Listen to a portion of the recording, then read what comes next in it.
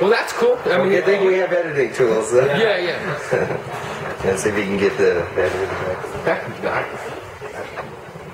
Okay, if you guys can just move over just a little bit more. Yep, that's perfect. We good? Yep, you're live. Is it 19th or 18th? 19th. Okay.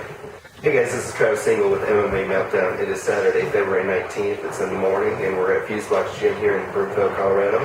And right next to me, we got Todd Meredith. How you doing, bud? Good, thank you. Good. Now, most of us around, Colorado know you for your great amateur career and your great win, last year in your pro debut.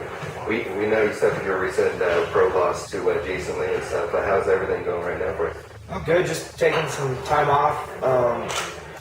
I got a medical suspension I got to serve, so I'm kind of helping out with Garrett, who's fighting this next week on the Fight to Win card.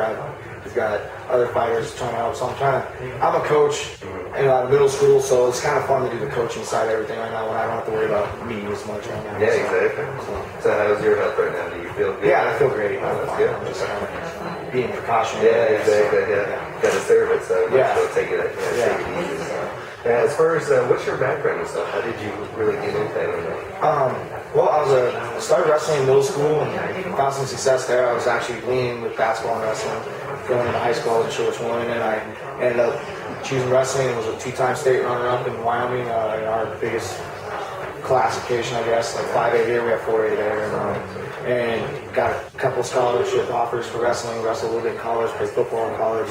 And after that, I stopped competing. I started snowboarding, actually. I'm a certified snowboard instructor. Got a couple certifications there.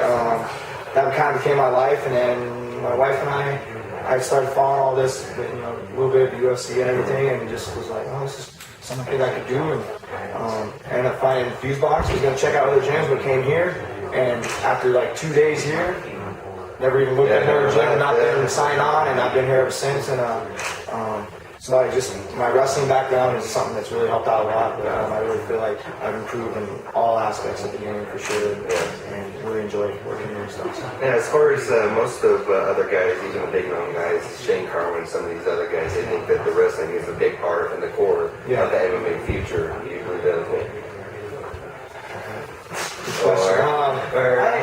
Or where are we at? I don't think you have to be a wrestler to be successful, obviously, but I know it's saved me or helped me a lot. Just, positions and the mental game and then the physical game, like, even when I started doing, like, jiu-jitsu and the sambo stuff, I could feel from wrestling, I'm going to get into a bad spot, and I knew that, just from that sense from wrestling.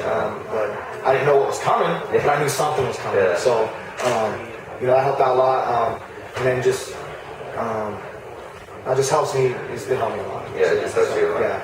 And obviously, you said you've been watching UFC in the past. Is there some of the guys that you look up to and stuff, just either currently or even in the what's funny is I feel kind of guilty. Is I started jumping in on this when I was really into lifting weights and that stuff. And I did Muscle Fitness, and they had an article about Brock Lesnar. He was on the cover. I knew Brock because when I wrestled in college, he was actually at a tournament that I went to. I knew who he was. Exactly. And I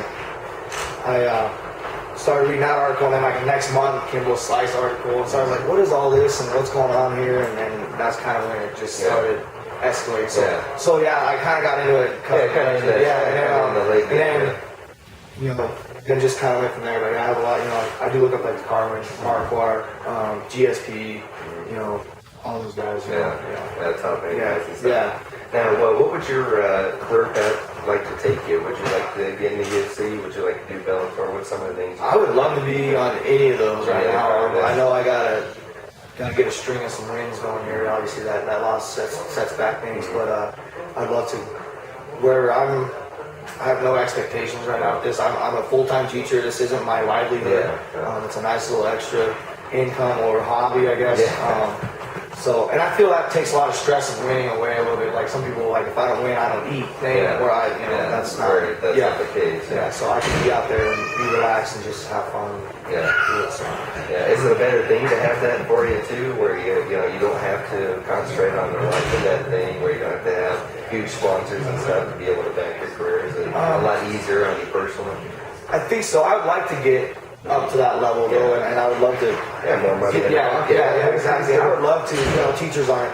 Yeah. We complain about our pay. I mean, it's not bad, but there's a lot of budget cuts, and there's a whole other conversation. But so things like that.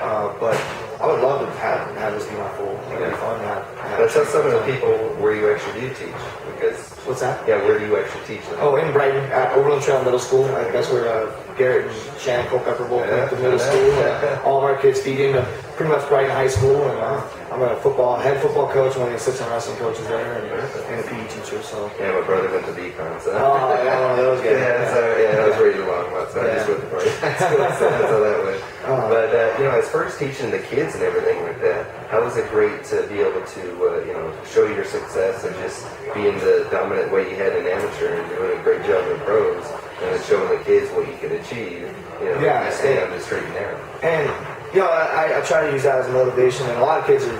I try not to bring it too much into the school. I try to keep them separate a little bit because I want to try and be professional in school. Like I'm not just. And I try to say, let them know I'm not out there like brawling on the streets. This is totally a sport. And a lot of kids are finding me on YouTube. Oh, I saw your video. And I think there's a lot of kids now. All of a sudden, it's kind of getting bigger because things are starting to get bigger. As I'm getting more known. So my videos are on YouTube. I got like a highlight video. I got the Jason Lee fight on there. It's funny. Oh, I saw you got Nick knocked out. Unfortunately, that's the part of the game. But do you think it's it's kind of really because of how big the sport's been getting as far as you get the popularity, or do you ever get like problems with either parents or anything finding out about your career? Because sometimes we'll get certain things where people just don't agree with what we do or even report on it, and many people act like it's really like street fighting, like you're going out. To beating people up and it's not sanctioned or anything else. So you ever get back on? No, I just had parent-teacher conferences a couple weeks ago, and there was a few parents. Oh, my kids showed me your video and this, and they're just very curious about it.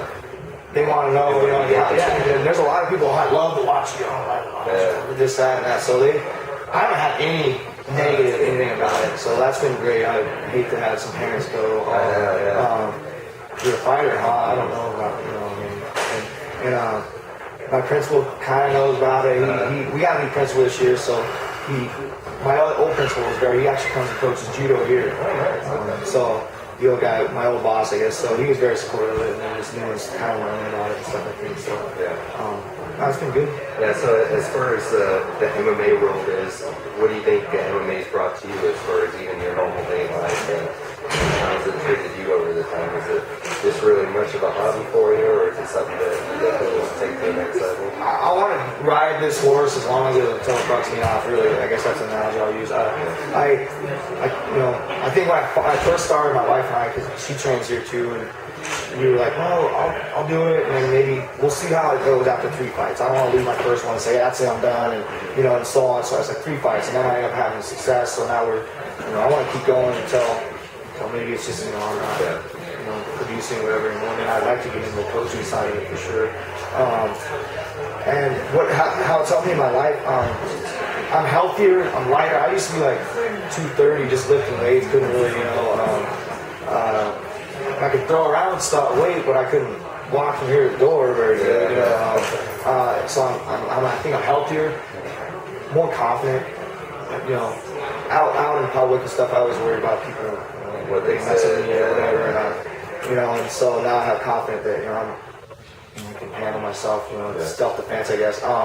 And the biggest thing I think is I moved to Denver from Grand Junction to be with my now wife. She lived here, we were in long distance, and I moved here with no friends. Didn't know anybody. I knew her and her family, and that was it. And then now I have this family. Last week with the Fedor fight, we had people over at my house. My living room was packed with pizza, and people over. And we were like, my wife and I the next day were like, that was really cool. We had people over, social life, I guess. So, and like you just said, Fedor's last week. What was your take on it? I don't think he's done. A lot of people are talking about him going to 205. It might not be a bad idea, but that's his choice. He's banged with all those heavyweights for a while. I think they had him winning the first round, didn't they? if he could have just not gotten taken down, I think he would have been fine. Well, not only that, I saw a lot of people even on Facebook and stuff criticize the guy. Where Dana White, of course, posts on his blog that laughing and saying, "Oh, I told you guys he was a joke, even though he offered him like $25 million." Yeah. Fine, but that was another story. But you still got Silva in a leg hug or a heel hug to end the round, and people are like, "Oh, he's washed up and he's done and everything like that. He was never worth the hype to begin with." What do you think of that? And if you watch him, he was defending himself. Like there was a lot of shots that weren't landing. He was blocking with his arm, moving the head a lot.